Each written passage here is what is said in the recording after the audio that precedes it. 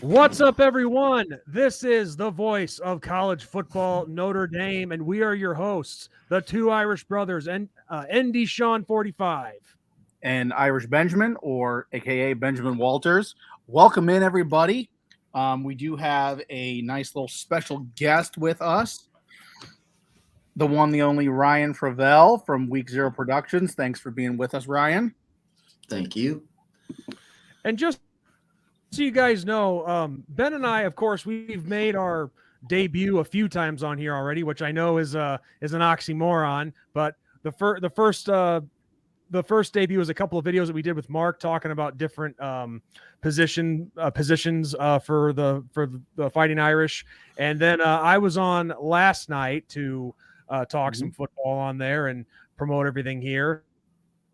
But yeah, so just to let you guys know what's going on this upcoming season, Ben and myself, we will be doing live post-game shows after every Notre Dame football game, starting next week with Notre Dame and Navy. Now, it's the two Irish brothers, right? Well, why are there three of us? Well, Ryan here has been a longtime colleague of ours. He's really done a great job stepping in when we've needed him to, and he's just come on the show for kicks and for kicks. So just to let you guys know, if neither Ben or myself are available, Ryan here could easily be a nice fill-in for one of us. But I guess we can start answering questions before we get to what we wanted to start with. What will Notre Dame's record be for the upcoming season? Anybody who knows me knows I'm going to say 12-0. Yeah, that comes from me. I'm just asking our audience, what do you guys think Notre Dame's record will be? I say floor, 10 wins, ceiling 12, undefeated season, playoff appearance. But yeah, we're a week away, literally a week away. Can you believe it? From Week Zero, which shows Notre Dame and Navy, and I think everybody is excited because we have a very interesting situation. Both teams in this game could be showing a brand new quarterback. Navy is still undecided on their quarterback. And obviously Notre Dame has Sam Hartman, who this is his first career start at Notre Dame. So it's going to be very, very exciting and interesting to see what happens in this opening week and on into the whole season. Oh, absolutely. And actually, I thought, I guess we should save this for the Navy preview, Ben, but I did read that it looks like Navy is going to be playing two quarterbacks. Yeah, they're going to be alternating series the entire game. So they look at them, how Navy views them as quarterback 1A and 1B. So they're going to be alternating each series. Okay. That makes a lot of sense. And Ryan, you didn't get a chance to answer the question. What do you think the record will be this upcoming season? So I'm a big Notre Dame fan, obviously, but I also, as you know, Sean, I like to be realistic too. I think that 12 the dreaded word.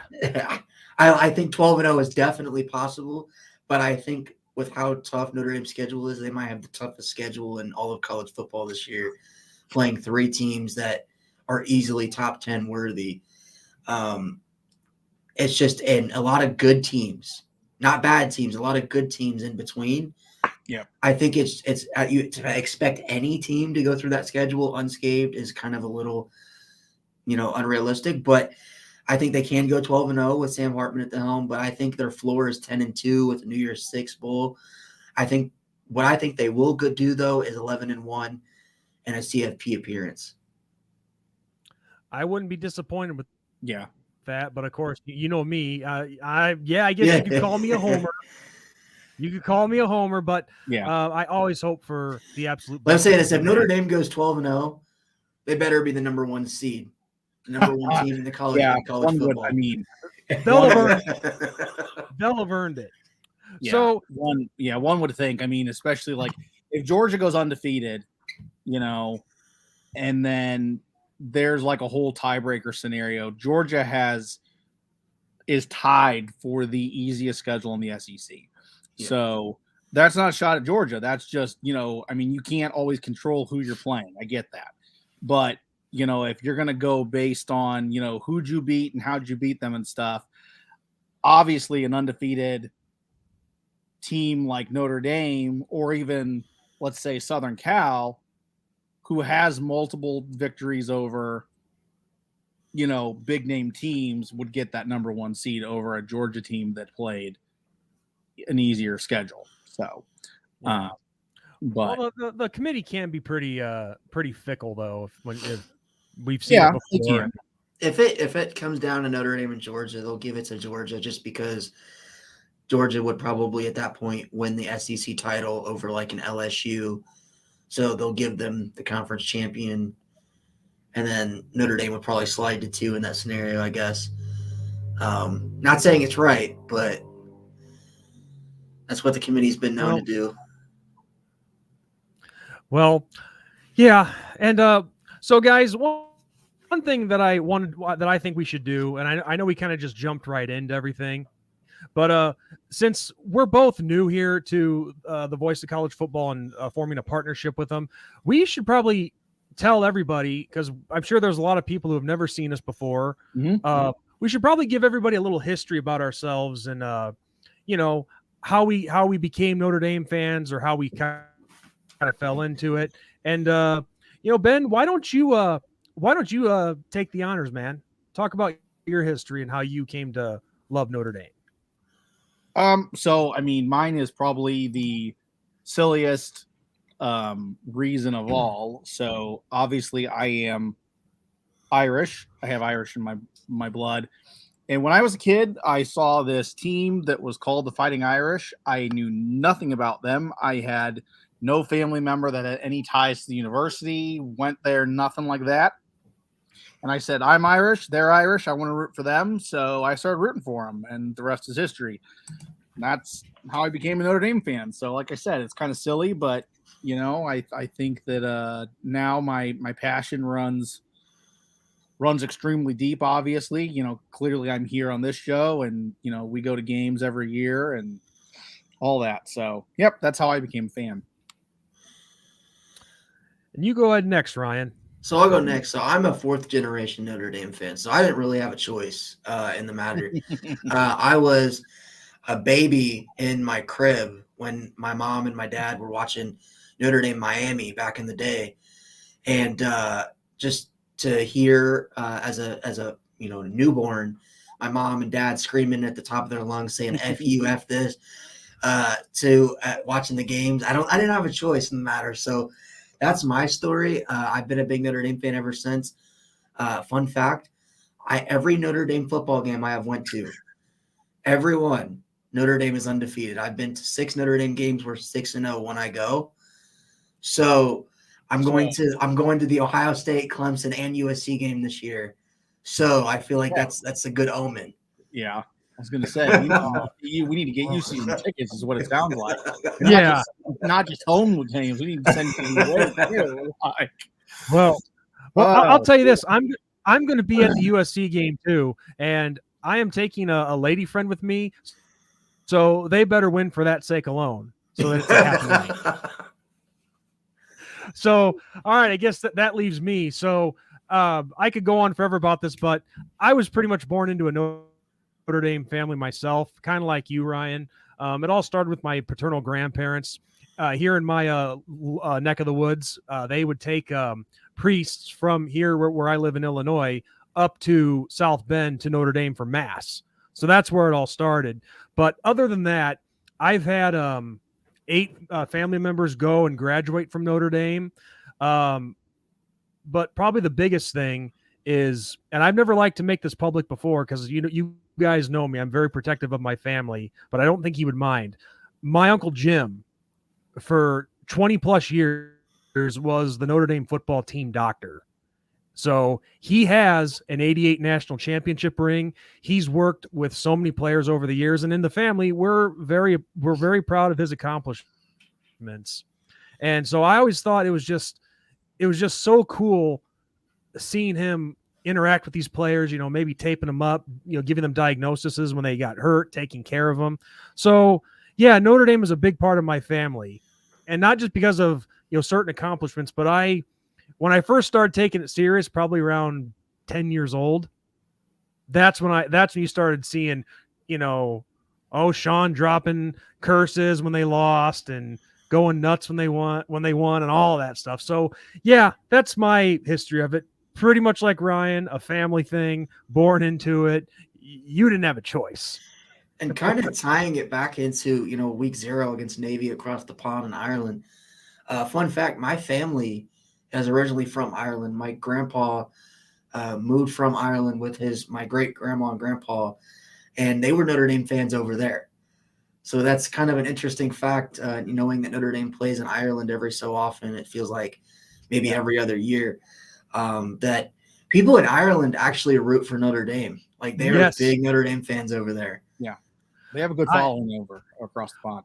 Oh, you guys know my buddy Shamrock Jerry, right? Yeah, yeah. Well, he can confirm that. He was watching Notre Dame back in like the early 90s and so on, because they would show games over there and various other marquee matchups on their local TV. So yeah, it's not like the stereotypes that you hear where Europeans don't know what American football is or that they don't get behind it. That's a bunch of bull. I've been to Ireland a couple different times. I was there in 2012. These people love it. They even have their own football league, like American Football League over there, which is pretty interesting. The Dublin Shamrocks. Yeah. Or no, the Dublin Rebels. The Rebels. Yeah. I'm sorry, the Dublin Rebels. They play college American football too. Yes, they do. That I did not know. Depending on the university and stuff. Yes. Yeah. Yeah. No, it's incredible. I mean, football is definitely spread a lot now. I mean, it's spread across the globe, and I mean, obviously, the big two is America and Canada. Obviously, with the CFL and the NFL.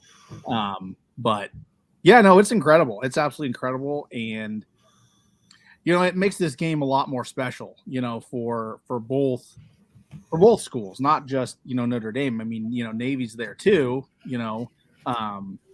And it makes it special for them. So yeah, it's gonna be fun. It's gonna be a lot of fun, and I can't wait this week to work. I'm wearing Notre Dame stuff every day. I normally wear the school that I work at's colors and their logo, but this week it's Notre Dame all week. Well, I can't wait because I'm leaving for Ireland on Tuesday. Yeah. I'm so jealous, so jealous. Like I know, I really wish both you guys could come with. It's just not how things work out sometimes. Man, I was gonna go, but the tickets, like I was like, they had the ones where you were gonna be there for like 8 days, and it was already like a couple $1,000, and I'm like, they ran out so quick, right before I could get them, that I'm like, I don't really want to play $5,000. Which is kind of like only a couple thousand less to just be there for 3 days and then leave. Like, well, Ryan, do you golf? I do, but I'm not very good at it. Well, I was gonna say, if you were gonna spend $5,000 to go over to Ireland, we could have always hooked you up with our Irv Smith, who former Notre Dame tight end. We've been helping him promote a golf package that he put together for the trip for the game this year. And it's a golfing package. So yeah, I was gonna do the Aer Lingus one that they do through the university, but it's where you get to you get free in 50+ restaurants and venues, like food is included, alcohol, all that stuff, and you get to meet the team. That's the cool part is you get to meet the football team, you get autograph signings and stuff like that. And I was like, I needed that Sam Hartman autograph, but it just wasn't meant to be. Yeah. Well, I'm sure you'll have plenty of opportunities this season. Oh, if we beat Ohio State, I'm storming the field and I'm gonna look for Sam Hartman. I'm telling you. Yeah. Yes, I like this. So speaking of Sam Hartman, obviously we know what we're getting. We haven't seen it yet. We know what we're getting though. We know that Sam Hartman can sling it. We know that he is an amazing quarterback. Coming into this game, Okay, let's talk money line and spread favorite. Right now, Notre Dame is 20.5 point favorite over Navy. Do you think that's too high or too low? You know what? I think that's fine because aside from last year, we've been putting it pretty hard on Navy since 2012 for the most part. I mean, the last time we were in Ireland and played them, it was a 40-point win. So yeah. And this Navy team. Oh, go ahead, Ben. No, you go. This Navy team compared to what they were like last year and the last couple of years, they had a known commodity at quarterback. They just they were playing in a really tough conference in the American. A lot of those teams now are in the Big 12, but this Navy team this year has a lot of question marks. A new head coach, Kiana Montalolo is not the head coach there anymore. Yep. So we'll see. How long was he there for? It seemed like forever. Like 12, 15 years, something like that. Long time. Yeah, it's going to be weird not seeing him on the sidelines for Navy. This Navy team, they are going to have some growing pains this year. That's the bottom line. Like Ryan said, new head coach. The philosophy may change a little bit. 2008 is when he started. I'm pretty sure. Yeah, he beat him a bunch. I saw that too. So it's going to be really, really interesting. I think that spread total is pretty good. 20.5 point favorite, I think is pretty fair. Maybe even a little low in my opinion. Like you said, 40 points last time we were over in Dublin. So, and I think this offense could be better than that offense was, hopefully. Mm-hmm. So yeah, it's going to be interesting to see what we get from Notre Dame, but they a total of 50 points according to Vegas. I mean, that's not bad. Assistant head coach Mark dropped a good one. Assistant head coach since 2002. So yeah, wow. So yeah, he's been with the program for a long time. That's a decent amount of time with one program. Man, I thought he started somewhere else. Like I actually thought that he started with like BYU or somewhere like that. But man, since 2002. Yeah, he was a good coach. And unfortunately, the odds are stacked against you a little bit when you're at Navy. I mean, now, the academies don't have what's the word I'm looking at? I don't want to say prestige. They just can't get those guys that make you better than everybody else. Well, you have to factor into the commitment to the military side of things. Yes. Too. And that makes it tough with the academies because the academies are hard to get into. I mean, these academies, it's incredible. I mean, it's absolutely incredible what those guys go through. Those guys, they don't get Roger Dodger, you are so correct. I couldn't agree more. He was trying to come back. What is it? We had a 31-point lead on Navy last year, but going into halftime, and they came out and tied the game within a couple. I was like, I was lost watching that game. That should have been like a 40-point blowout last year.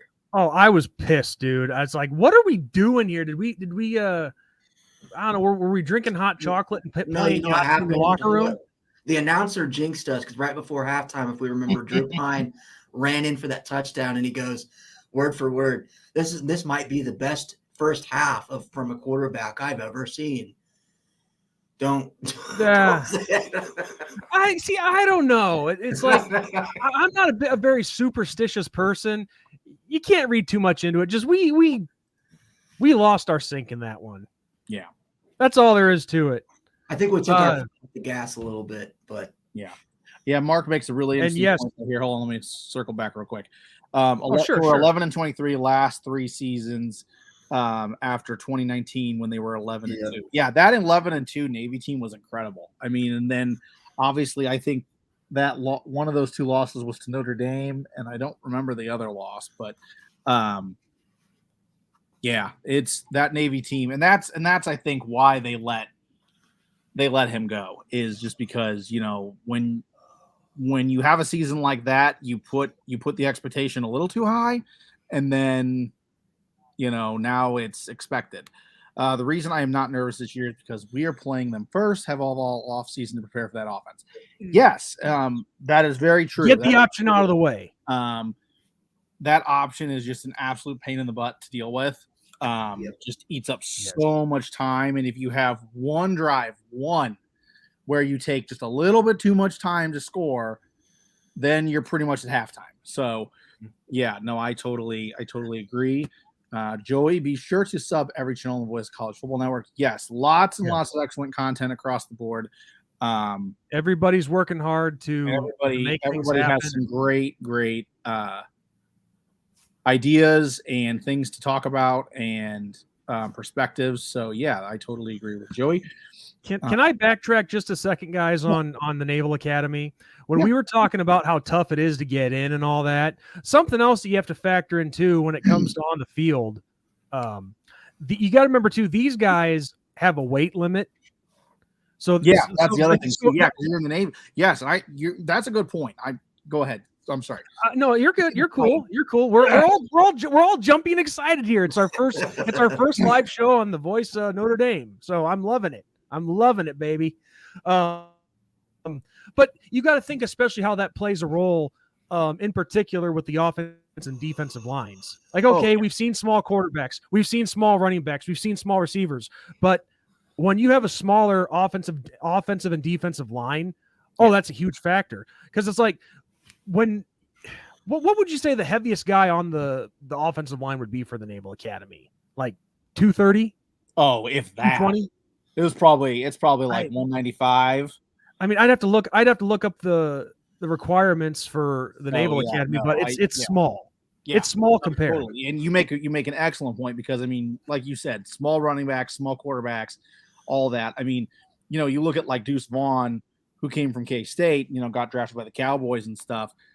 He was dominant and good because K-State gave him a lot. I mean, they had a line for him to run, So yeah, you're not wrong. I mean, these smaller guys, they take advantage of those big lines. But if you don't have a big line, you ain't going very, very far. No. Roger Dodger, we're excited that this rivalry is coming back. This rivalry between Notre Dame and USC is awesome. And the fact that both teams look like they could be all potential national championship contenders is epic. And I think college football is better when Notre Dame and Southern Cal are at their best. The rivalry was kind of stale there for a while, and it almost felt like kind of dead in the water since 2016. USC kind of had that lull, kind of like what Notre Dame had from the early 2000s, and it took them a little bit. I know USC fans blame that all on Clay Helton, but I'm glad it's back. I think this Notre Dame USC game is going to be a shootout. I already gave my score prediction, which is 52-49 Notre Dame. I think it's going to be a high-scoring affair. So, yeah, I'm excited, and I just hope that we don't get to have to see Caleb Williams strike the Heisman on us again this year. Yeah, I'm not excited because, Ryan, do you know what those kind of games do to me? Yeah. I mean, geez, I'm 37 years old, and I'm probably only going to live another 20 years. I mean, don't do that. Don't do this to me, dude. Don't do this to me. I got a lot to live for yet. Yeah, no, that USC game this year is going to be a very, very fun game. Notre Dame, I think, will come into that game very, very angry. Joey Foster says, anyone want to join us in Discord and talk college football 24/7? Season is here. Come and join us. All you have to do is join Patreon or right here on YouTube, and Mark will email you the link. Yes, people, go ahead and check it out. Check out everything that is being promoted here. It's all good stuff.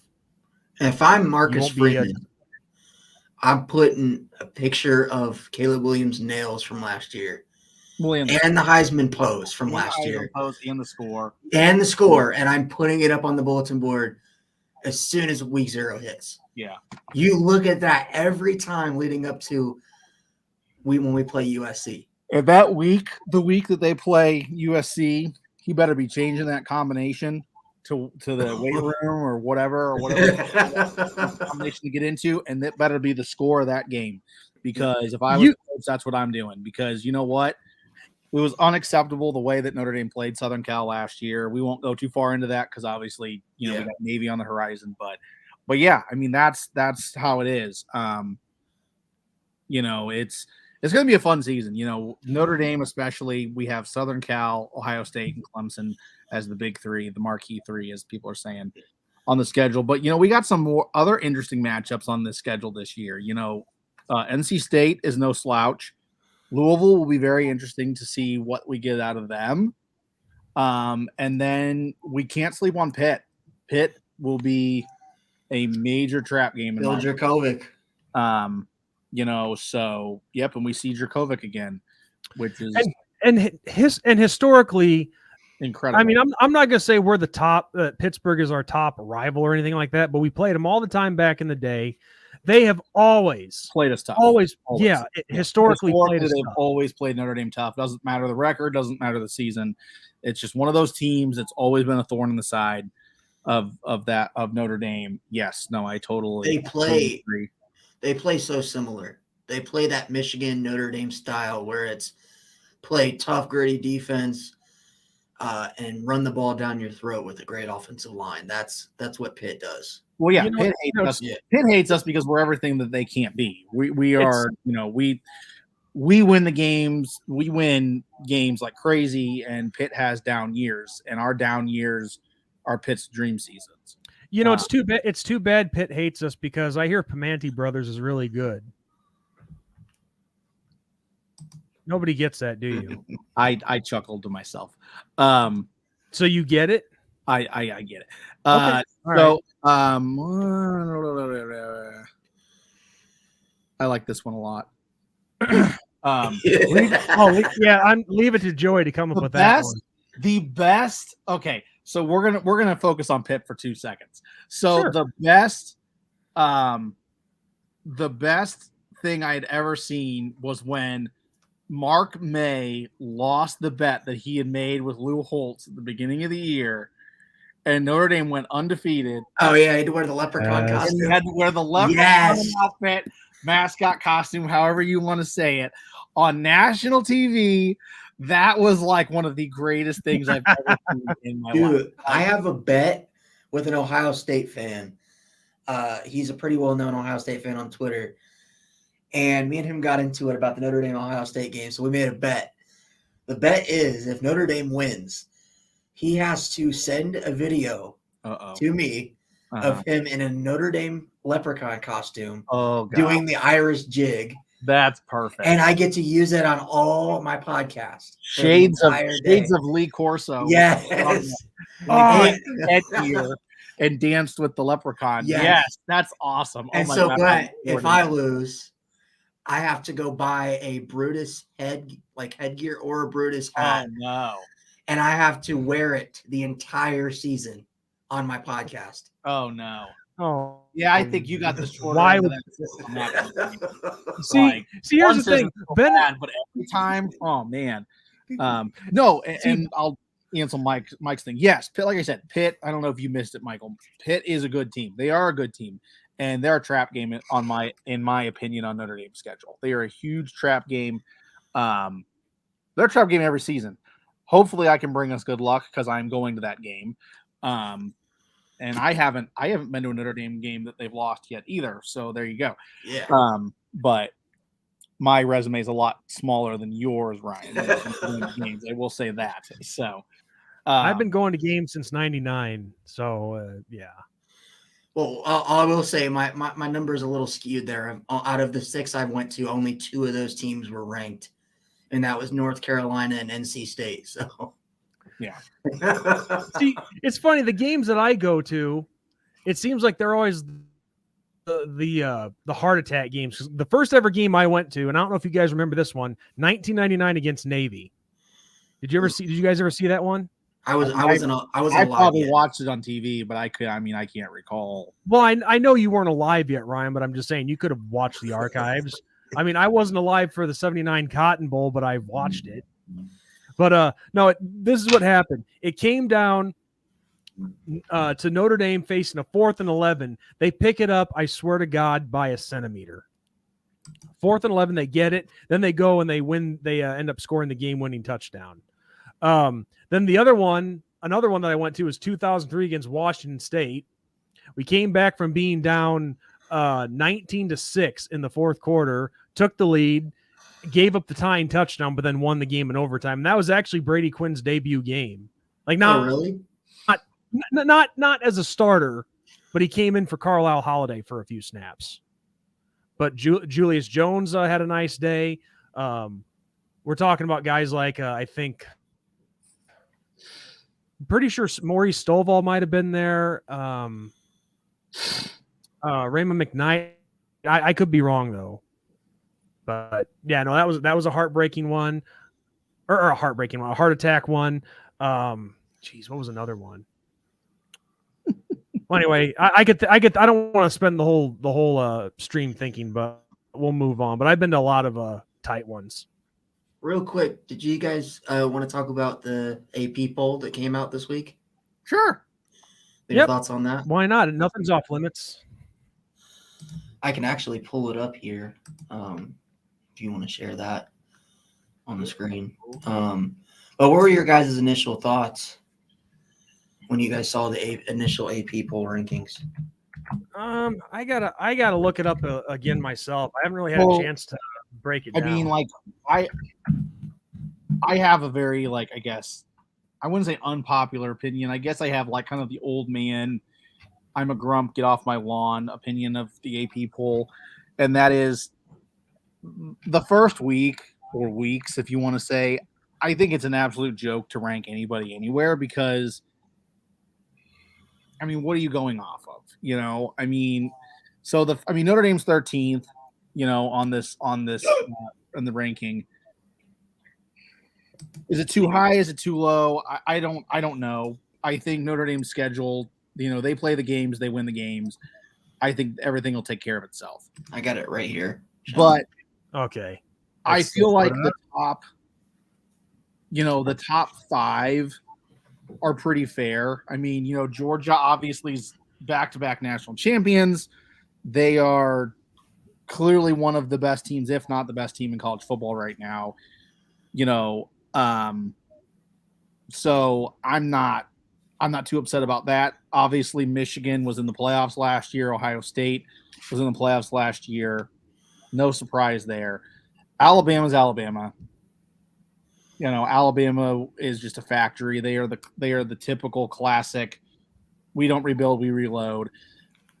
LSU, I'm a little skeptical with that 5 ranking. You know, I feel like they have the potential to be there, but I got to see it before I'm saying that. Southern Cal, yeah, I think Southern Cal was like a couple plays away from being a playoff team last year, so there's that. Penn State, I feel like every year we hype up Penn State. Like everybody gives Notre Dame trouble about like, oh, Notre Dame's overrated and they're always overhyped. I feel like we overhype Penn State way too much. I feel like every year we hear that Penn State's back, yada yada yada. Florida State and Clemson, I agree with. I think that both of those teams vie for the ACC championship, or the ACC champion.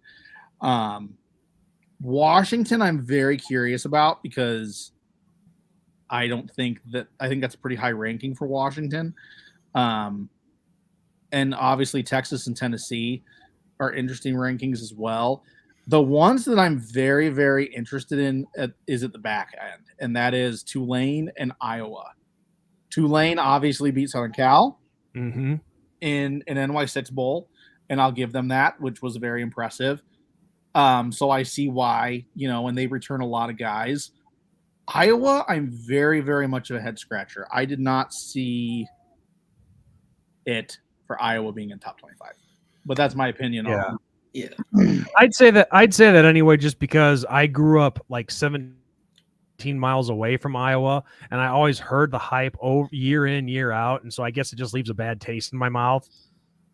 So, but yeah, I mean, overall, I'm the same way. I don't pay too much attention to the polls. The only polls that I really care about is when the playoff polls start.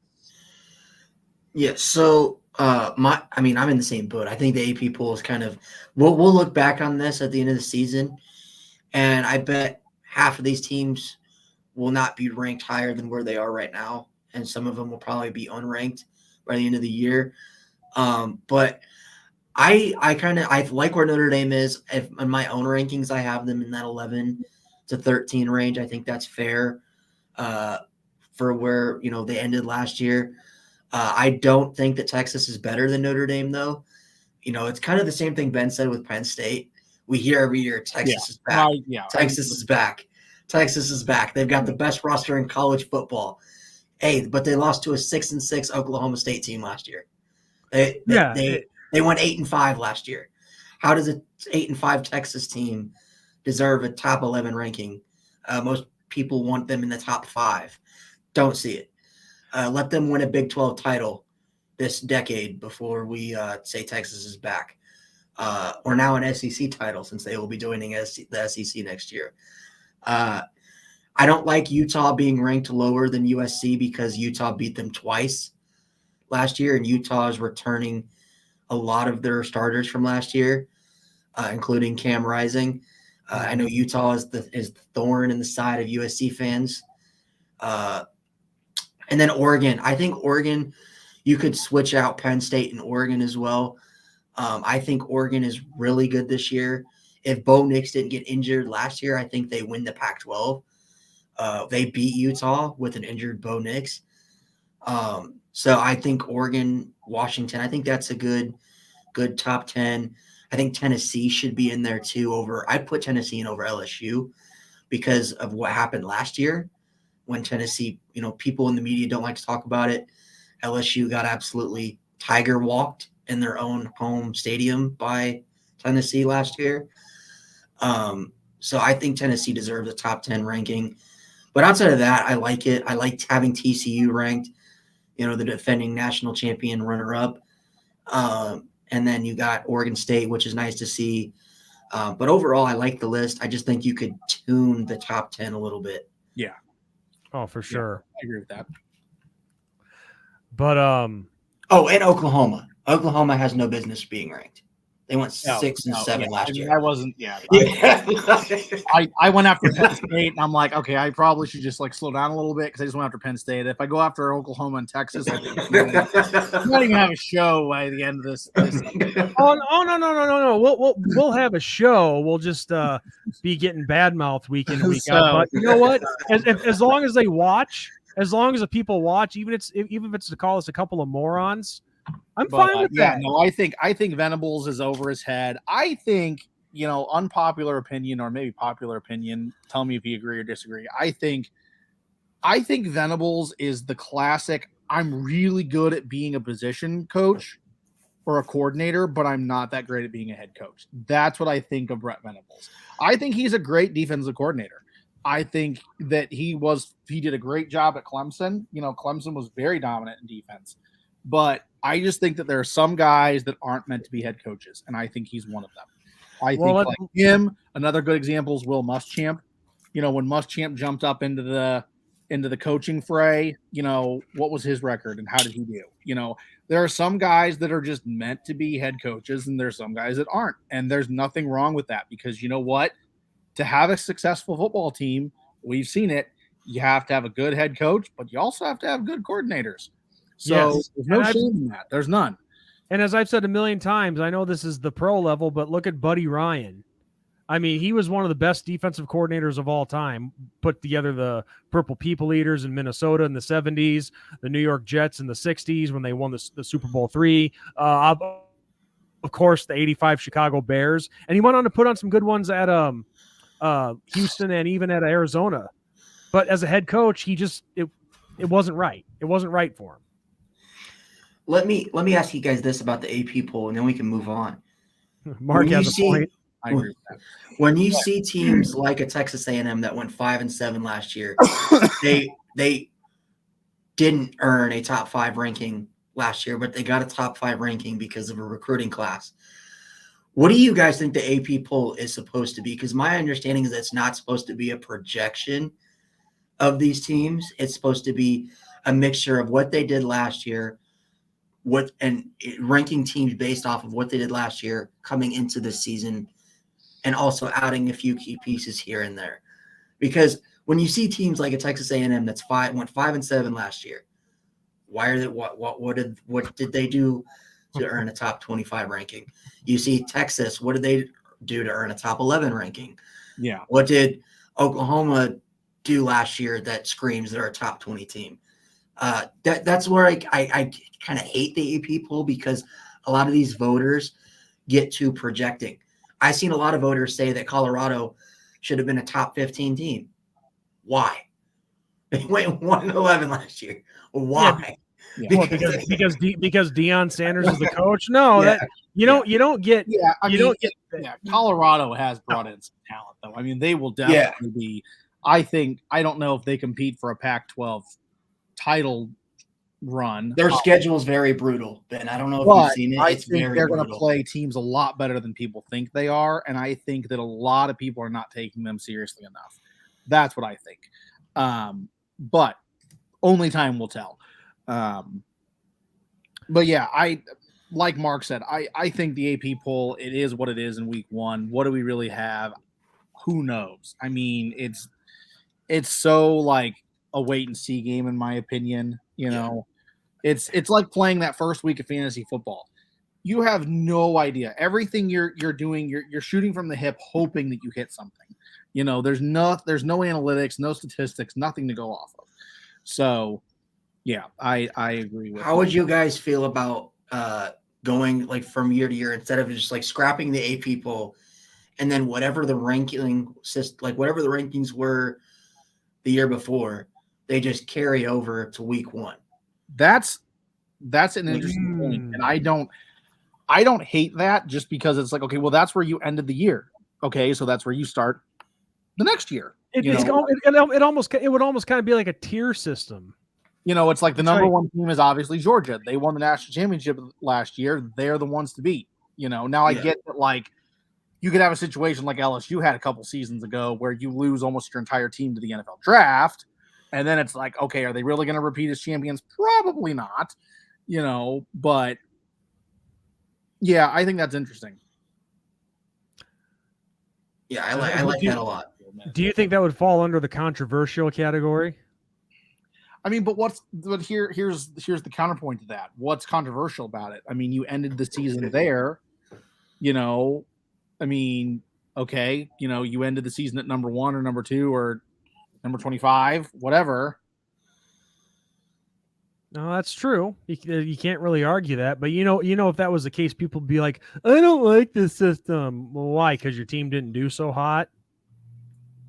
I guess in that scenario, that would be the case where, you know, if your team did suck that year and you say started the year at number 1 but dropped to 25, well, then of course, they'd be able to, those people would be the only ones complaining. I mean, you could even have it set up. You could even have it set up to where, like, for instance, TCU lost to Georgia in the national championship game, so you could put TCU at 2. You could switch up the top 4 afterwards, like based on, you know, kind of like what they do in professional sports with the seeding. Like when you get a draft pick, it's based on how you finish the year. But I like that a lot, because I think, although it would hurt Notre Dame, because I believe Notre Dame finished 15 last year, 15 or 16. So Notre Dame would be down 3 spots, but I just like it because I think it congratulates teams, like especially like a group of 5 team like Tulane, who had a monstrous win over a USC team that many people think is a playoff contender this year. It gives them more incentive. Like the Tulane honestly should probably be a top 15 team. They returned to the entire team that they had last year, but because they're a group of 5, they're at 24. Mark makes a very interesting point with this comment here. Why is it a top 25 and not a top 37 or top 18 or top 74? It's a completely random number. The 26 team is not actually unranked. They just have less points than number 25, just like number 25 has less points. Yeah, that's a good point, because I've always wondered that. Like when you play the old NCAA football games, obviously, just like in reality, you only see the top 25 Hey, we with got their rankings being shown. But you see, when you play your opponent on the game, you'll have your ranking if you're in the top 25, but then you'll also see theirs, whether it's like, I don't know, ranked 65th or 78th or whatever. So, yeah, it's you guys ever think about that? Yeah. Mm. Wouldn't matter.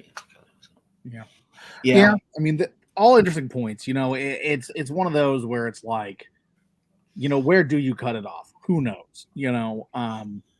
And obviously, I think the top 10 are the only teams that really, like when it comes to the playoff and stuff, obviously that's going to change a little bit. But right now, this season, the top 10 are the only ones that really matter for the playoff because they're the ones that only have a legit and actual shot of making it in. So,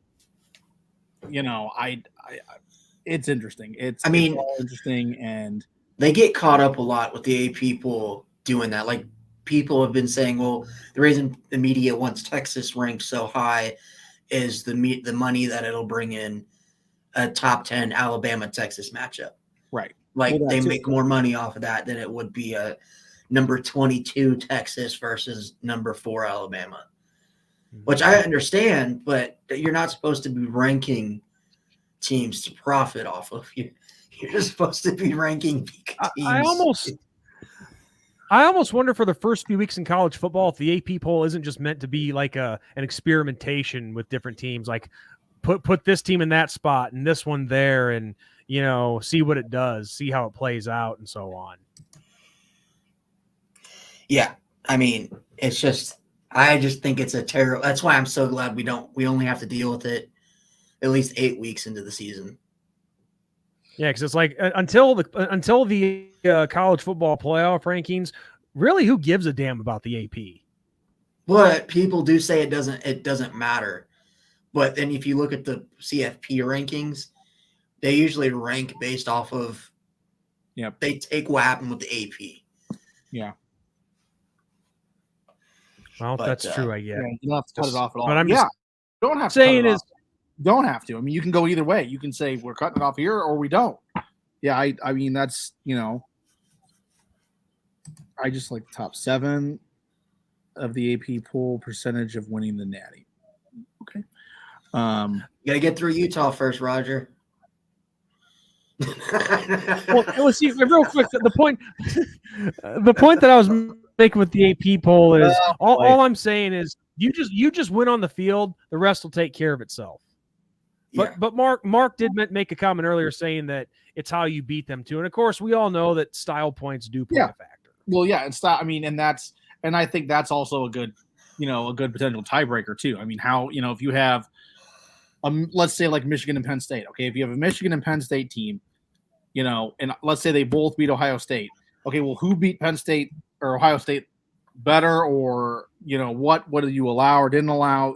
That's I get that. I get that. That's interesting. Once the playoff starts, I see what you're saying. Once playoff starts, maybe top 32 teams. Yeah, I mean, where it'll definitely expand out because how many teams are we up? We're going to be going up to, is it 12? Is that right? 12 teams? 12 next year.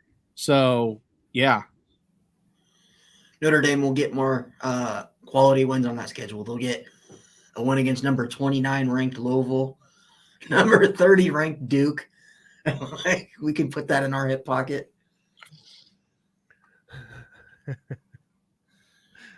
Oh, yeah, these comments are great. Yeah. No, I feel like if they put Texas at 11, because if Texas fans don't see the Longhorns logo anywhere near the top 10, they'll throw a fit, even though they've done nothing to earn that. It's the brand, man. I mean, that the Longhorn logo, it's the brand. Yeah, it's You're not going to tell me. I mean, us included. You're not going to tell me that brands don't play a factor. Oh, they do. Totally play a huge factor. I mean, but it's like, okay, how long do you have to be? how long do you have to be mediocre or just slightly above mediocre until people start realizing, okay, maybe it's time we stop ranking them this high, you know? Yeah, you would think that With Texas, for example. I mean, Texas, what has Texas done in the last, let's say, 6 seasons? You know? nothing. They can't even. They haven't even had a Big 12 championship appearance in So, their own like, I mean, like conference. Oklahoma, I get it. You know, like Oklahoma has been up until 2 years ago. Oklahoma has been an extremely good, dominant team. You know, they haven't been in the national title hunt every year, but they have been a team that you see them on your schedule and you're like, I don't know if we really want to play those guys. You know, there are lots of teams like Oklahoma, but then there's also a lot of teams like Texas where it's like you're good, but you're not great. Like Texas is a good school, yes, but they're not that school that you see them on your schedule and you're like, ah, crap, we're playing Texas. Yeah. You know, I mean, and that's not a knock on either of them. That's just how it's been going the last. Yeah, nobody's saying they can't get back to that. Of Yeah, course they I can. mean, They're not there yet. It's incredible that Texas has the reputation that they have to me. Still. And have the recruiting classes they have and don't win the games that they win. They have not. This is an interesting fact. Texas has not won a Big 12 title or appeared in a Big 12 title since 2011. That was 12 years ago. Yeah. That, I mean, and it makes me mad as a Notre Dame fan because how many times on Twitter and on our fan base even do we hear Notre Dame is overrated every single year? Yeah. Outside of last year in 2016, Notre Dame has finished ranked higher than where they started the season every other year, outside of 2016 and last season. But Texas is a top 10 team every year because of their brand. They go 6-6, 7-5, 8-5, maybe a 9-4 here and there. And but Texas is back. They got the best roster. They got all this talent, all these 5-star kids. I don't get it. Mark said they did play in the Big 12 title in 2018, but they didn't win it. Okay. Well, I see what you're saying though, Ryan. I mean, because like Florida State was in the same boat too. People forget the couple of years that Florida State was just like a bottom feeder team in the ACC. They were in the top 15 recruiting classes 4 years in a row. So, I mean, you can bring in good guys and be a mediocre or even trash program. You know, it's all coaching. I mean, and it's incredible that you know that kind of stuff happens with those guys. I mean, look at A&M for crying out loud last year. I mean, A&M, the way that A&M played last year is baffling. I mean, you have all that talent, you have the coach. They lost to App State at home. I mean, you spent all that money. It's just mind-boggling. So, I mean, football is one of those unique games, in my opinion, that just anybody can beat anybody. And, you know, people say, oh, well, you know, if Alabama played App State. But, I mean, there's always that one day where that special moment happens. You know, I mean, we saw it with Purdue beating Ohio State a few years ago. You know, I mean, how many times would Purdue do that? End of it. How many times would they do that? Seriously. I mean, could you imagine like Notre Dame losing to Jacksonville State 2 times in the span of 3 years?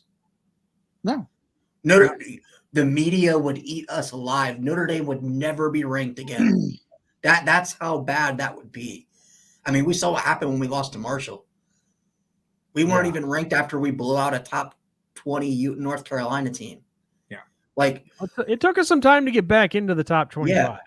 I mean, but Florida State, it's like we see it with Florida State. They lost to Jacksonville State just last season.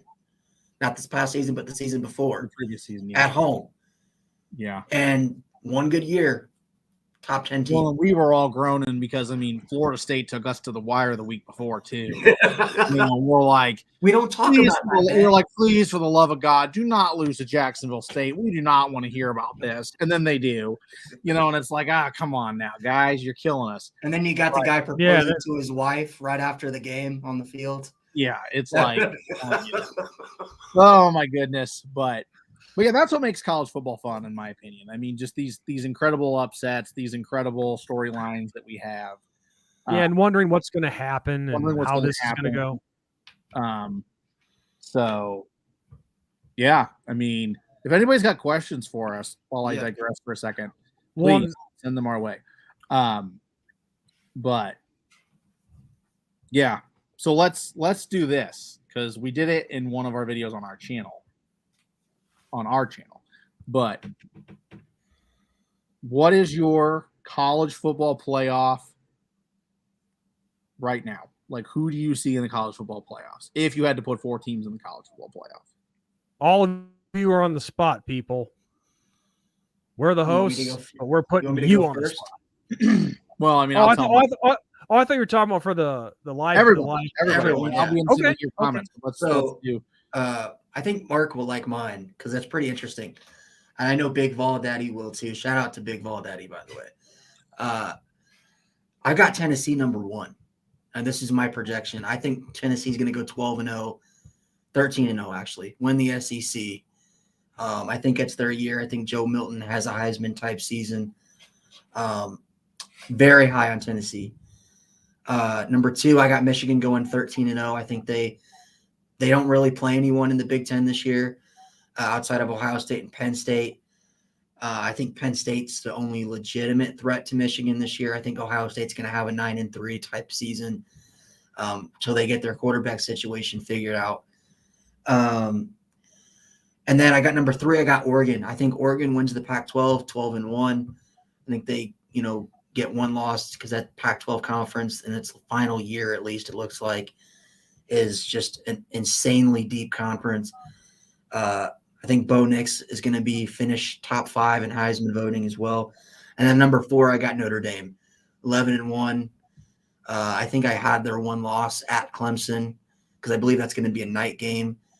I think that's the one that they're most likely to lose because it's on the road, and Clemson's a tough place to win. That's Tennessee, Michigan, Oregon, and Notre Dame for me. Okay, Sean. Well, I'm going to stick with. I'm pretty sure I said this in the episode that we filmed with, or that when we went live with Brandon. Georgia. They're going to be number 1. I think it's all theirs to lose right now. And I'm not saying this is a weak schedule or anything. I'm not going that route. But the first few games, it helps them get into the like what they said on the longest yard, the tune-up game comment. Mm-hmm. No, they're gonna be very good this year again. Make a push for that 3-peat. Then and no particular order. I think Ohio State and Michigan will be there in the 2 and 3 spots. And then I like to think we'll make if we're able to go 12-0. I think we could even make it at 11-1, but even at 11-1, I think it'd be tough for us. But I'm taking us, of course. You're not going to ask me to predict something and not put the Irish in there. Yeah. So yeah, 2 Big Ten teams, 1 SEC, and then the independent. So, I mean, I'm gonna go with my original statement that I made on our channel.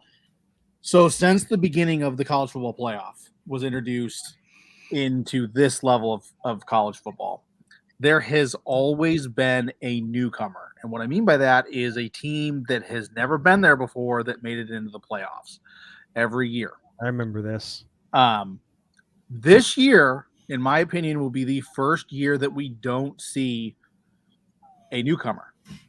Mine is Georgia at number 1, Michigan at number 2. Number 3 is Florida State, and number 4, Notre Dame. Obviously, Georgia, the schedule is in their favor. If they go undefeated, the only team they really have to worry about is whoever is going to play them in the SEC championship. Yeah, their toughest game on the schedule is at Tennessee. Right. That's their toughest game. I mean, that leaves them for that. And then Florida State, another decently easy schedule. You have Clemson. Obviously, Clemson is, looking to rebound. But I think Florida State is just ready to take that step back up into that national spotlight of being really good and dominant.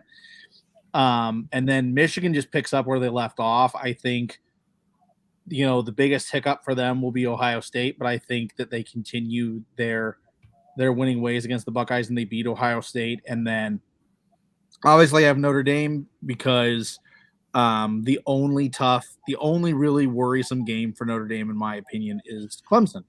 And whether you beat Clemson or whether you don't, I think if you have one loss and it is to a team like Clemson, I think you make it into the playoffs with wins over Ohio State and USC. So that is my top 4 for the college football playoffs. Yeah, and I mean, if you lose on the road at night at Clemson after already beating top 10 teams like Ohio State and USC, I think that the committee will give you a little bit of a break because when I picture them losing to Clemson on the road, it's not like it's a blowout. I picture it being a very competitive game.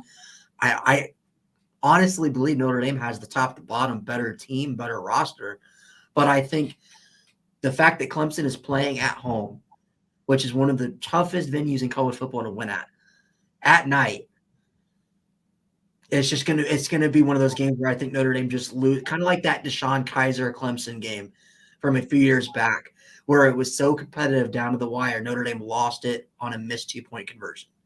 I can see that happening again. Yeah. And it was a monsoon too, because it was pretty bad weather too. And if you don't think Clemson is pretty pissed off about how that game played out last year, where they got embarrassed on national television, they're chomping at the bit. Hey, since we're talking about it, Clemson, Cade Klubnik, on a scale of 1 to 10, how hot is his mom?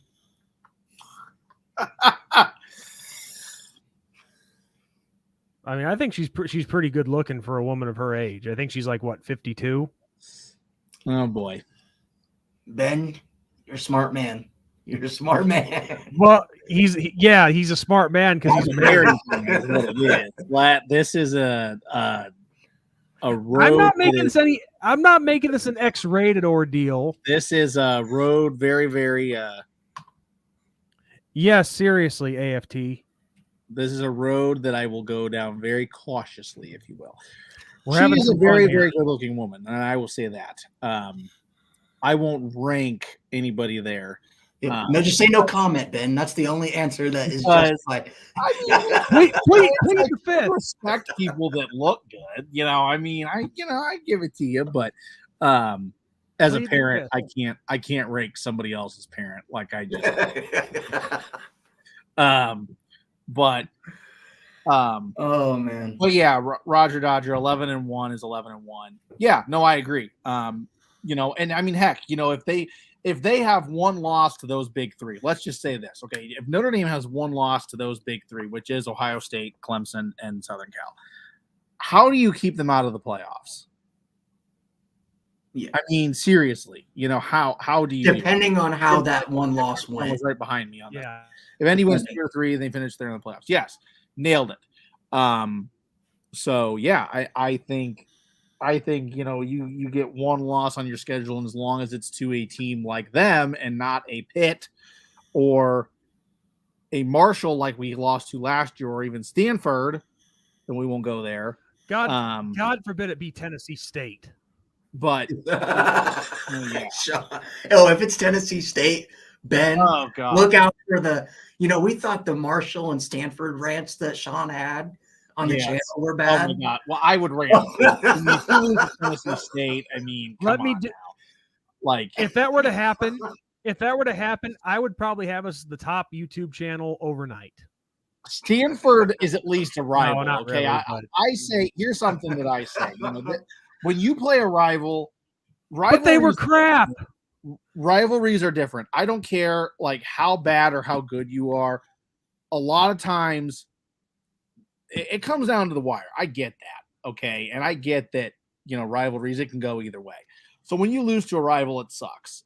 And I get that. And it hurts, especially when they're not that good. But is it surprising to me? No. Losing to Marshall, though, at home was very, very, in my opinion, devastating. But yeah, this is a good one. Feelings about that's a jab. I think that's a jab at Notre Dame because USC is now the only school that has not scheduled an FCS opponent. They've got who was it? California Davis coming, or did that get canceled? The one got canceled because it was during a COVID year. I don't like it to answer your question, Dodger. Here's what I just real quick. I get why they're doing it, and I have no problem with why. But it's just we already hear as Notre Dame fans, we already hear enough crap about our schedule as it is. And now we finally have an FCS opponent on there. Now we're just feeding the haters.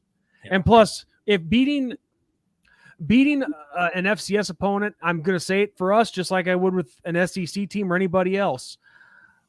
I'm not impressed with us beating an FCS opponent by 50 or 60 points because you should do that. Yeah. I have a different perspective on this than Sean does. It's about time. And what I mean by that is it feels like every year, for the most part, it's not every year, but it happens almost every year. Notre Dame plays some big name team right at the start of the season. Like right at the beginning of the season, bam, we're playing Michigan, or bam, we're playing Ohio State, or bam, we're playing Clemson, or whoever. We played Georgia, was it week 1 or week 2 back to back seasons? I mean, you name it. And it's like instead of like playing like Alabama and Ohio State and all these other schools, instead of like kind of like dipping your toe in the water and easing it in, it's like we're jumping full force, immediately. And then that opens the door for, okay, we had a letdown this week, or we had a really close game, and now we're going to have to play an even tougher opponent the following week. This year's schedule, we have 3 games that we should win leading into the Ohio State game. And I feel like we can get our kinks filled out and figured out and worked through leading up to that Ohio State game, and then we're ready to rock and roll for Ohio State, just like Ohio State will be ready to rock and roll for us. So I feel like it's an actual advantage with Notre Dame. The haters can say what they want because the haters will always say what they want. And sure. I feel like they're going to have the same perception. If we played Alabama every week and beat Alabama every freaking week of the season, they would still say that we weren't worthy of a playoff spot. That's the way I look at it. So, and the haters are the same people that their teams play Mercer and the Citadel twice a season. Yeah. Yeah, John here has a point. Yeah, because NC State is a big time trap. That's the thing. That is the definition of a trap game at Carter Finley, which Mark, you can in the comments, you can tell me if I'm wrong. I believe they still have the longest active home win streak in college football, if I remember correctly, or that may have been snapped last year. But they had one of the longest winning streaks in college football last year. It's really tough to beat them on the road at Carter Finley. But I think that's one of the games where you can't trip up either. No. Just please don't lose to Central Michigan or Tennessee State. Yeah. Because Marshall, like you, I don't know, you might be with me on this, Ben. Marshall was actually a good team last year. They were one of the Marshall best was group a good team. Best group of 5 teams in all of college football. Yeah. So they went 9-4 last year. So they had the same record as Notre Dame did. So they weren't terrible, but there's no excuse to lose to Tennessee State or the Chippewas. No, not with the team that Central Michigan has coming into the season either. I mean, if it was a Central Michigan team that made, a bowl game a few years ago, what that bowl game was. They made a really impressive bowl game a few seasons ago. If it was that team and you lose to them, then I get it. If it was the team that beat Oklahoma State a few seasons ago too, I get it. But the team that they have this year, no offense to Central Michigan, there's no reason you should lose to Central Michigan. So yeah. I think so many are thinking of back to the Toledo game in 2021, and they gave us a scare. The Jack Cohn broken finger game, popped it out of socket. Yeah. You got to give the kid kudos Yes. to that. I mean, that's tough right there. Dislocating your finger and snapping it back in. Let me ask you guys this, because when I'm looking at the schedule, the two games that scare me the most that aren't the big three outside of NC State is at Duke and at Louisville.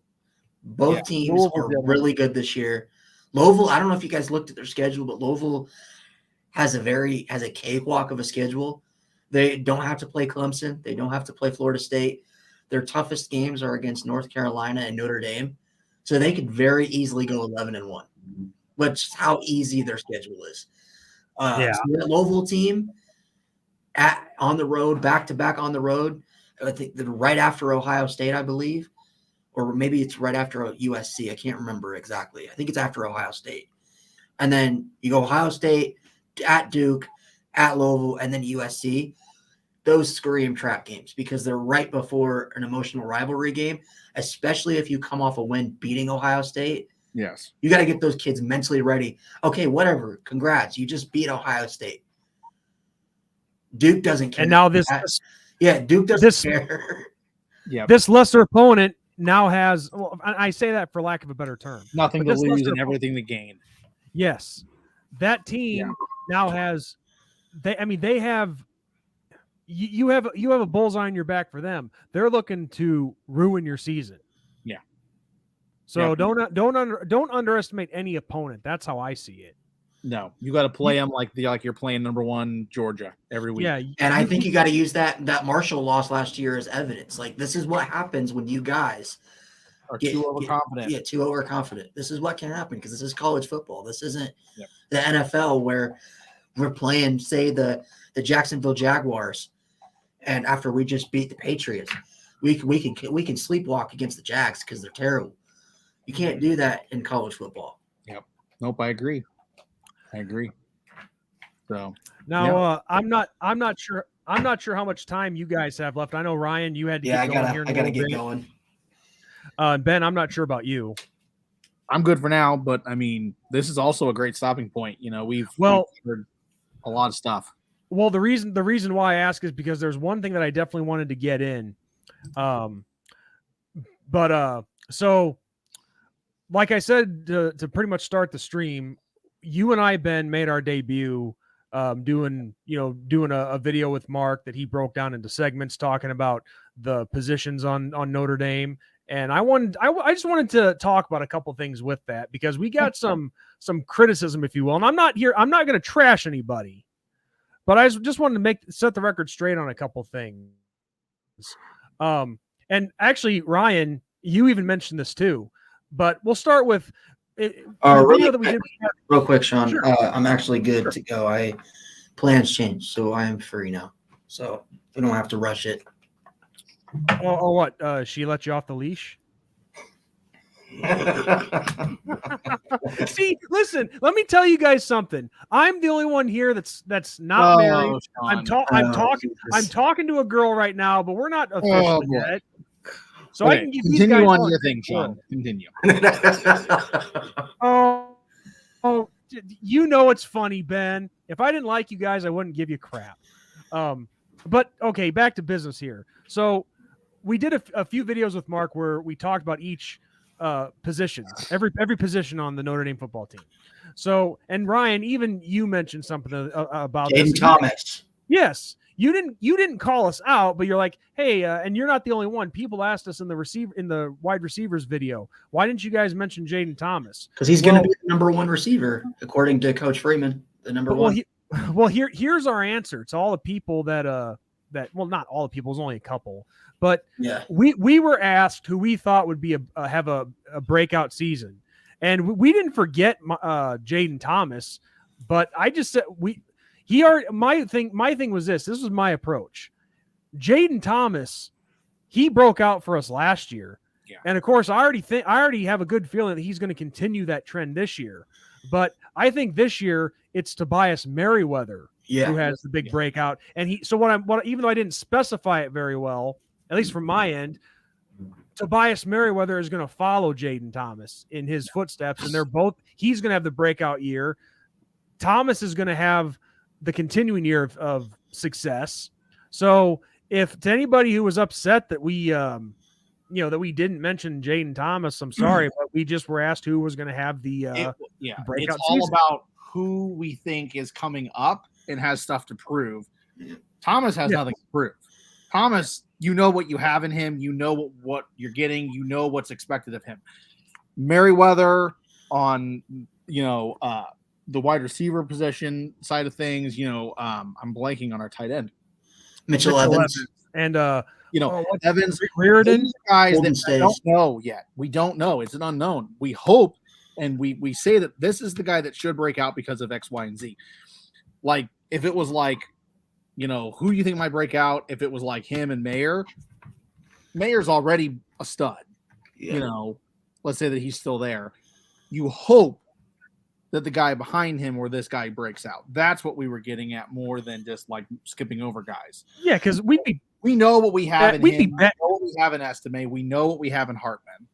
The only question we have about the only question we have about Jaden Thomas going into the season is, can he take over the number one receiver role? Because last year he wasn't.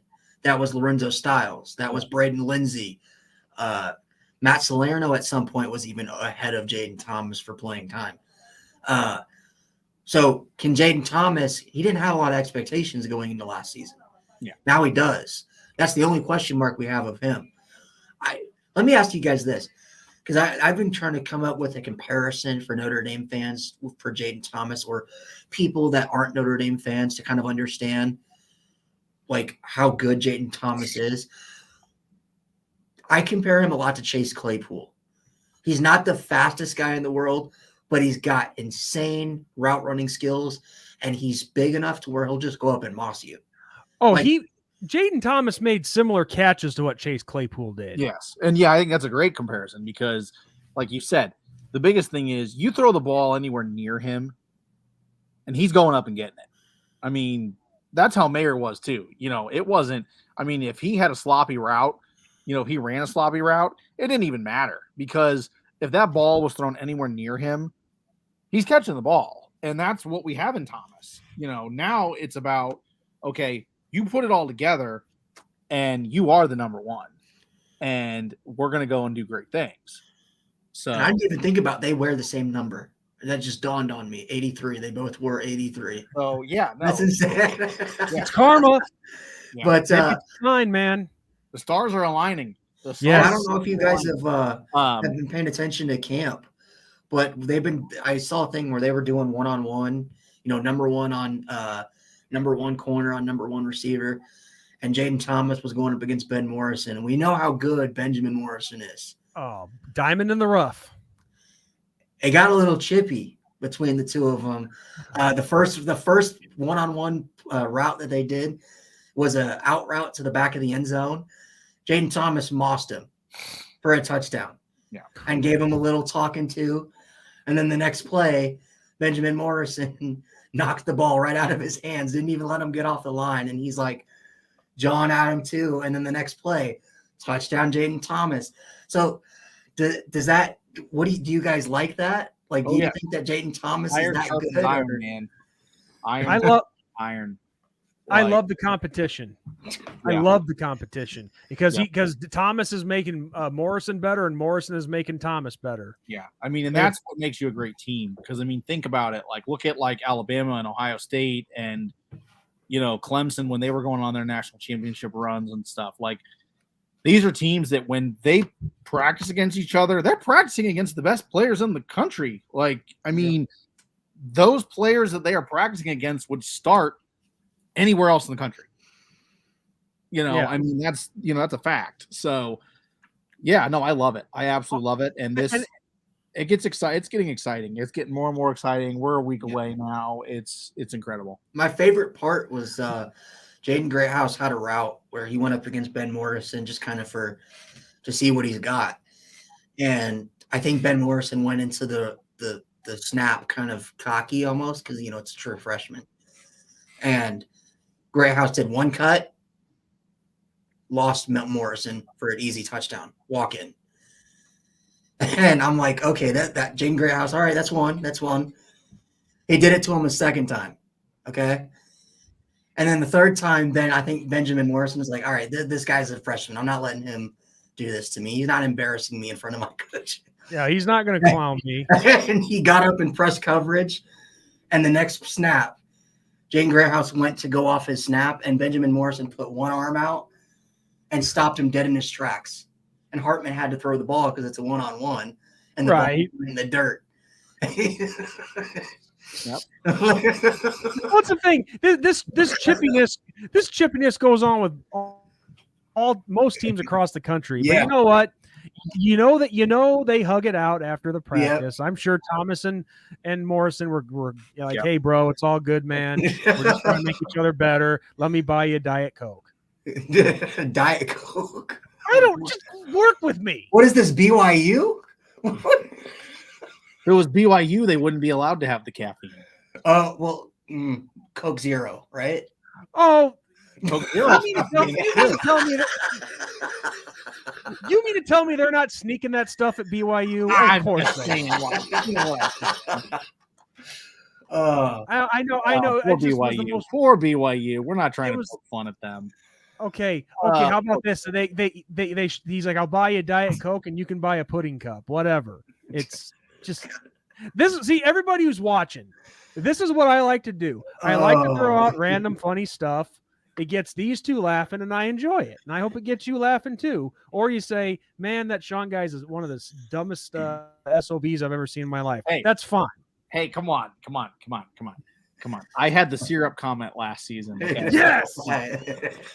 Actually, hold on a second. Yes. I might have it. Real quick, while Sean looks that up, I wanted to ask you guys one more question about fall camp. No, I don't. Because I know this is kind of worrying Notre Dame fans.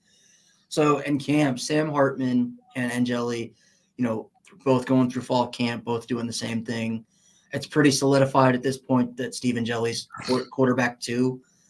But from everything I've read and everything I've seen, it seems like Steve Angeli is actually outperforming Sam Hartman in every aspect of fall camp. So let me ask you guys this. Does that worry you guys that Sam Hartman maybe needs a little longer in the system than what we first thought? Or does it make you does it worry you, or does it make you just more confident that maybe Steve Angeli is just that guy? Like he's ready to start next season. That's more what I'm leaning towards, because you got to remember Steve Angeli has been here longer. He's been in the system, and Sam is new. Even though he's a veteran, he's new. Yeah. So I think Steve is just a little more comfortable. Yeah, I think it's more of like, okay, people have to remember Hartman just came here. Like this, Angeli has been in the system. Now I get that things are changing a little bit, obviously, because we have a new offensive coordinator. But Angeli has that chemistry with these guys, and he knows everything. Hartman's learning everything. Hartman's trying to develop that chemistry. Hartman's trying to feel these guys out and understand their quirks and their tendencies and how they do stuff. So I think Angeli has the edge automatically when it comes to certain things because he has more information in his bank, if you will. It doesn't worry you guys that we're not at all. A couple weeks from the season. It's actually a good thing, because if he's almost outperforming Hartman, then we know that next year we're not taking a step back at all. We're just continuing the stride down the field, which is great. I mean, the biggest knock on Hartman in fall camp has been the interceptions and his footwork. I believe so far through 2 weeks of fall camp, he's thrown a total of 8 or 9 interceptions. Now, mind you, those interceptions are against Benjamin Morrison, Jaden Mickey, Cam Hart, Christian Gray got one, I believe, off of Hartman. So it's not like these corners aren't really good, but for a guy that, is 60 or senior, a top 10 quarterback in college football, it kind of worries me a little bit, because it's like he didn't do that stuff at Wake. And I worries me, like, are you going to make those same decisions in game? Are you going to not throw those interceptions in game? That's the big worry with me is I just want to know for sure that when we, not as much for Navy, especially when we go play NC State, you can't make those mistakes that you make in fall camp. Yeah. But it worries me a little bit. All right, I just found it, but I gotta. Yeah, no, I don't know. I mean, Aaron Rodgers, if you want to like talk about quarterbacks that are, looking interesting and having struggles too. Aaron Rodgers has thrown a bunch of interceptions at Jets camp. But the Jets secondary is one of the best in the business. So is it that Aaron Rodgers sucks, or is it that the Jets secondary is just that good? Yeah. So I don't put too much stock in all that, just because I feel like the biggest issue with all that is these guys see each other every day.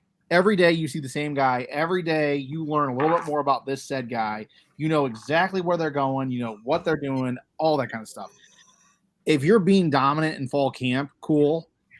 But game speed is way different. And I think that it's a non-worrisome matter, in my opinion. But I'm overly optimistic a lot. So maybe that's just me. Well, this is probably the simplest answer ever, but I'd rather him make the mistakes in practice than make them in an actual game, because that's what practice is for. Get the mistakes out of your system. That's how I see it. And I try to put more, like, when I worry about the stuff, I also try to look back on how we played in an actual game setting in the spring game and how different. Like, if you go back and you watch that spring game and you watch Stephen Jelly's snaps versus Sam Hartman's, Hartman cleaned Angeli's clock in terms of performance. I mean, 3 total touchdowns, 12 for 15 passing, 120 yards, I believe. And that was just in, a quarter and a half? And then Hartman got pulled. Yeah. So, I mean, I try to look at that because I think that the spring game is a little bit more because it's live reps. You're not just doing practice throws. Yeah. I mean, and some dudes elevate, man. Like, some dudes, they don't look that great in practice, or they just don't look that good. And then they hit the games, the real games that actually matter. And then all of a sudden they're just like a different player, and I hope that that's like Hartman. I hope that it's like, when he comes out of that tunnel and he hits that field, then all of a sudden it's like, boom, I'm in beast mode and we're going to work. I mean, like, I use like Jamar Chase as a great example. Jamar Chase had a terrible preseason his first year with the Bengals, and then he tore it up in the regular season. Some guys, their play just elevates when they hit that field, like in games that actually mean something. So I don't know. It's very interesting, and only time will tell with that one. So, well, I've been trying to work with getting it downloaded on the computer here, but I'll just play it over my phone for you guys. Hey, Ben, you're lucky. I got to deal with the opposite as a Broncos fan. I get to hear about how good Russell Wilson has been so far through fall camp, and then watch him stink it up again this year, probably. Yeah, that's a really interesting situation, and that's a different. Okay, hang on one second. Here we go. I'm gonna have to hold this to the microphone, so I hope you guys can hear it. And it's just me and Ben talking on our stream, but here you go. As long as you're obeying the rules and the laws of this country and of your university and of the NCAA, I don't care what you do. I don't care if you decide to go home after every football game that you win and douse yourself in maple syrup. I don't care about that. Okay? I don't. Lord, what an example. Like, everybody focuses on this stupid stuff. Like, they find out these quirks or whatever, and they have something to say about it.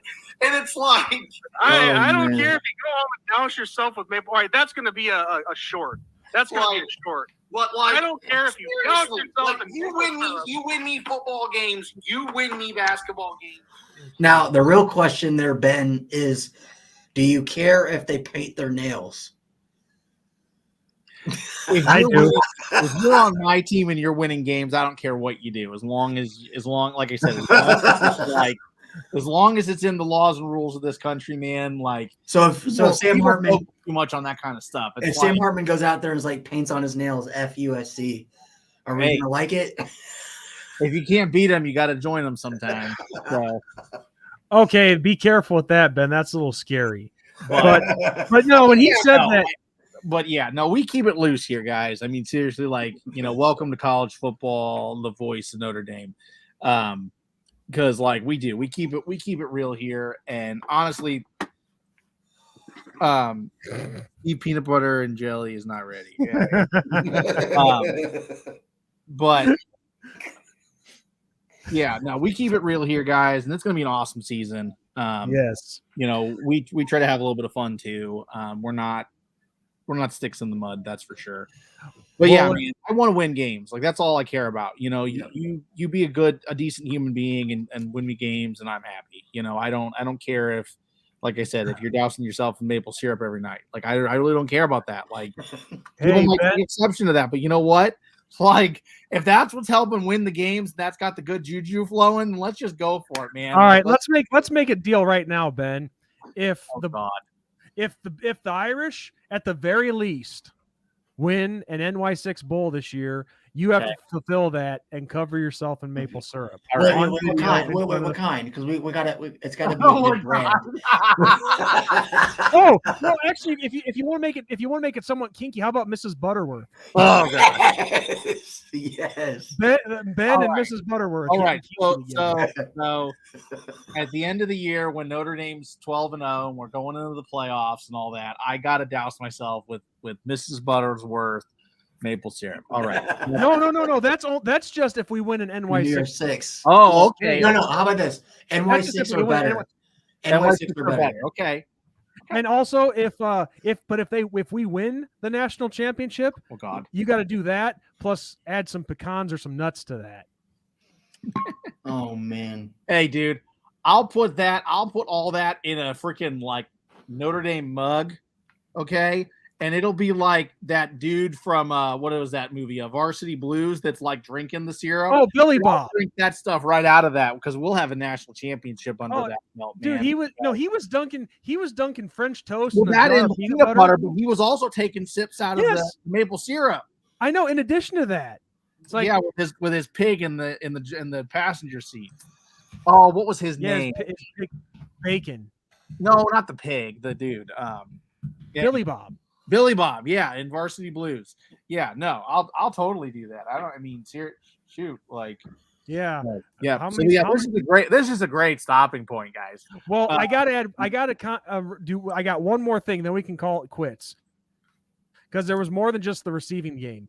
You and I, Ben, took a lot of heat for the offensive line. I don't know if you saw the comments, but let me just read them here because I got it pulled up. I'm not going to name names, and I'm not even trashing these people. But one guy said, their opinion.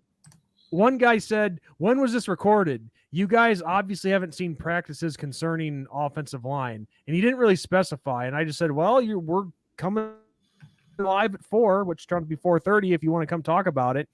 This other guy says the guard position is incorrect. It's Rocco Spindler and Pat Coogan. And I don't know. I don't know what the problem was. I mean, I think originally I said, how do you say his name? Kristofic. I thought he was going to hold down one of the guard positions. And I even said that Rocco Spindler was going to push for playing time. Here's the thing. Okay. Here's the thing. Let's go through this real quick. Okay? Yeah. Notre Dame has had a great offensive line. Okay. And that's not the issue. The issue is that the inconsistent play of the offensive line. Because if you go back and you look at games that we should have won, okay, looking at Georgia both years, looking at Clemson, Stanford last year, Stanford. You look at the Florida State game that we lost when Florida State went on to win the national title and all that. Okay, the blocking in the times when it needed to be good wasn't. Okay, what happened in the Georgia game at Notre Dame? Blindsided, quarterback's blindsided, ball's fumbled, Georgia gets the ball back, ends the game when we were driving down the field to potentially win the game. That's what I'm talking about.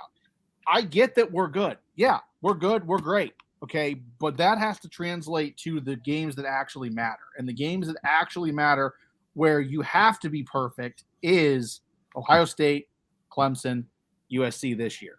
You can do that against a Wake Forest team. You can do that against a Central Michigan team. No big deal. And you'll be able to fix that. You can't do that against an Ohio State team. And that's what we were talking about. We were talking about the fact that, this line has to get together immediately and figure it out now. And no growing pains, no nothing. We know who we have. Now it's time to put it all together and be great. So they're totally entitled to their opinion. I think that was just like a misconstrued way that they saw us talking about that. But because we know for a fact that Joe Alt, Zeke Coral, Blake Fisher, they have their positions pretty much sealed. It's really the guard spots that I'm not sure who's going to be starting exactly. And you're right. That's all we were trying to say. So I don't know why these people are giving us so much heat for it. Again, not trashing these people, but what did we say that was so wrong? Yeah, I don't know. So like they said, I just thought we'd address that stuff. Yeah, they're totally entitled to their Also, opinion. people make mistakes. I mean, there's a reason why we're not working for ESPN right now. Oh shoot! Even ESPN makes mistakes. Hey, even that. Give it some time. We'll be there. Yeah. No, actually, I'd probably rather working for Notre Dame. Hey, Notre Dame Barstool, hit us up. Yeah, Notre Dame Barstool. Hey, you know what? Notre Dame Barstool, I think, is actually is a student that goes to Notre Dame. I do believe, because I think that's how they do. That's how they do the Barstool stuff. Other than what? Give the big name guys, but give us Feinbaum guys. This has been give us Feinbaum spot. Replace that dope. Yes. I don't know if I could hype up the SEC every week though. I just don't know if I could do that. I didn't say we'd have to be hype up the SEC. I'm just saying they should get rid of Feinbaum and put us there, and we can talk about whatever. Who needs it? Who needs an SEC all show anyway? Why don't we just do a Notre Dame all show? Yeah, on ESPN. Yeah. Well, they did have one. It was called Mike and Mike. You're not lying. So it's been awesome, guys. It's been absolutely fantastic. We're 1 week away, literally 1 week away. Audric Estime days away. Estime days away. Love it. And one more work day for me, and then I am off to the shores of air. So jealous. I hope you have a safe trip though. But I really wish you guys could be there with me. I really do. We're a team. We're a team, man. We shouldn't be separated. It's the worst time of the year for me to travel, man. Like back to school season. This was our first week back to school and stuff. Like it's just been absolute chaos on my end. Notre Dame picked a perfect time to travel to Ireland. So yeah, I'm actually like in a blackout period right now at work where I can't take time off. So yeah, I can see how.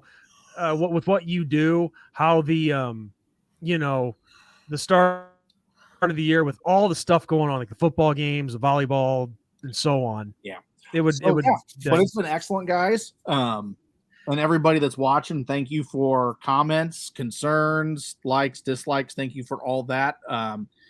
Next week we will be live after the Notre Dame game, whenever that is, whenever that game ends. Hopefully it is not an overtime game. Hopefully Notre Dame takes care of business and we have nothing but great things to talk about and be happy for and all that.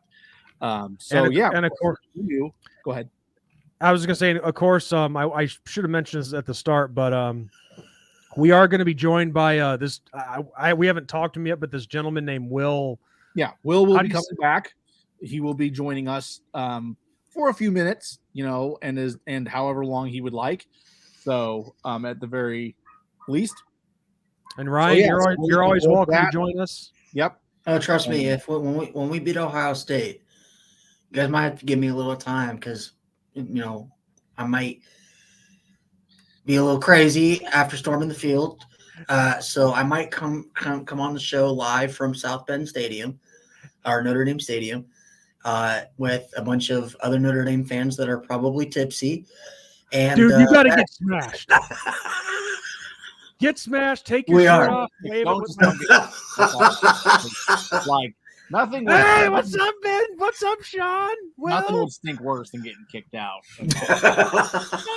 Ben, after if it's after we win, he'll already be out of the stadium. Dude, yeah. I already said when we beat Ohio State and we storm the field, I'm going to try to smuggle in the stadium a box of Lucky Charms. Now they're on to you. It doesn't matter. Yeah, a box of Lucky Charms, or like one of those like gas station boxes, like those little to-go ones. Yeah. Oh yeah, like a package of them, and then I'll go around to each Ohio State player that I can find and just hand them a thing of Lucky Charms. And see. Well, we're gonna see. So here's what we're gonna see. Okay, so Notre Dame. Let's say this. So Notre Dame beats Ohio State on ESPN that night. We're gonna see Ryan getting punched out by some Ohio State player. It's gonna be like shades of that Texas fan that got decked by the Oklahoma fan that got decked by the Texas player. Yeah, the Texas guy. Oh, there was a picture going around last year when we beat Clemson. Notre Dame fans having the balls to go up to these Clemson guys and flicking them off, and I'm like, I don't know, man. Like, but it was teeth up off that ground. It was I just remember a couple years ago when Oregon beat Ohio State, and the Oregon fans, like the very few that were there, they stormed the field, and one of them put a rubber ducky right in the middle of the O. And I think he got arrested for it. He got arrested for putting a rubber ducky in the middle of the Ohio State. Mayfield planted a flag for crying out loud. And somebody took a picture of it. It's just like one of those baths, like the yellow ones, the stereotypical bath rubber ducky. And on it had written, "Sco Ducks, we are the real O," because their logo's the O. Yep. Yeah. So I was like, man, there's got to be something funny we can do. I'm not going to get decked. I'll try not to get decked. I'll just be like, hey man, I know we just beat you. Just run. Like some Lucky Charms. No, be like, hey man, let's hug it out. You want to talk it over some a nice bowl of Lucky Charms? No, let's talk it over a Diet Coke in a pudding cup. What keeps Notre Dame football rocking and rolling? Pudding cups, or the peanut butter and jelly that Steve talked about. Oh man, I'm gonna try not to get trampled because I can't imagine what Notre Dame Stadium is gonna look like if we beat Ohio State. Yeah. Let me tell you about a quick experience rushing something. We my brother and I and a friend were at Notre Dame basketball in 2005 when they beat Boston College, who was 20-0. We stormed the court, and let me tell you something, dude. That got packed quick, and I could hardly breathe. I was having trouble actually. Was it? But then again, like a mosh pit. Damn near. And it was. But then again, this is a football field. Yeah, not a basketball on that stadium, though, man. That's a lot of people on that field. It doesn't matter then, I guess. Will we get another moment of Marcus Freeman saying, "Let's go, let's get"? Like, are we going to get that again? Yeah, I think we'll get it again. If he beats Ohio State, he played there. I think we would get it if they beat Ohio State. Oh yeah. Let's be real. You know that the coaches at Ohio State that still coached there when he was playing and all that, or even the connections that he made there, you know that they're probably trash talking each other constantly until this game happens. Oh, yeah. And then long after. Whoever wins this game this coming year, there's going to be trash talk for years to come among them. Like, Marcus Freeman would want nothing more than to be able to rub it in their face that he beat them. I find it interesting that You ask any Notre Dame fan this year, if you had to pick one of those big three that you're guaranteed to win, what would it be? And 99.9% of them, their answer is Ohio State. It's just because we haven't done it in so long. That's what it is. I mean, it's just, and Ohio State's a brand. I mean, right now, Ryan Day is being on the hot seat right now, but I mean, Ohio State, the last almost 10 years, they've been in a championship hunt almost every year. I mean, they are a team to beat. I mean, you talk about like gold standards, and people can say, oh, well, look at how many titles they haven't won. And they really, and it's like, okay, not everybody gets to be Alabama, I mean, but Ohio State has consistently been a team that you play them, you're going to get one of the best teams you play in all season. In Ohio State. Yeah. They're constantly in the hunt. I mean, they're a really good football team. That's just the facts. And Clemson is like, we beat Clemson. I think we're 2-3 over the last two against them. That's developing into times. a rivalry. Yeah. But we haven't done it against Ohio State since the 20s. I mean, it's been a long, long time since we've beaten Ohio State. So I'm tired. Anytime we play them, it's a blowout. Like we get our butts kicked. Yeah, no, I get it. But guys, this is a perfect stopping point. Yep, absolutely. Dinner time for most people, depending on where you're watching us, or past dinner time if you're on the Eastern time zone. Yeah, I could eat. So got to get ready to watch my Broncos stink it up in preseason again. Yeah, we have the Dolphins on record, so I'm going to go sit down and try to catch some of their film. But and also, fellas, after we end the broadcast here, stick around real quick. I just wanted to talk to you for a couple minutes off camera about something. Okay. Sounds good. But yes, for our first stream here on the Voice of College Football Notre Dame, I think it was a big time success. Thank you to all of you who came and tuned in, and we just asked for a chance. That's all. Yep, and we had consistently 7 or more at all times. So we appreciate you being with us for almost 2 hours. That's incredible. Thank you for taking all that time out of your day to be with us here. You can be anywhere in the world, but you chose to be here. It means a lot. So with that, have a good night. God bless. And we are the two Irish brothers. Go Irish. Go Irish. I'm trying to think how to add Ryan in there. We are the two Irish brothers show or brand. Yes. The three Irish amigos. I don't know. Yeah. The three amigos. Good night, everyone. Yes. Go Irish. Good night, everyone. Good night. God bless. Go Irish.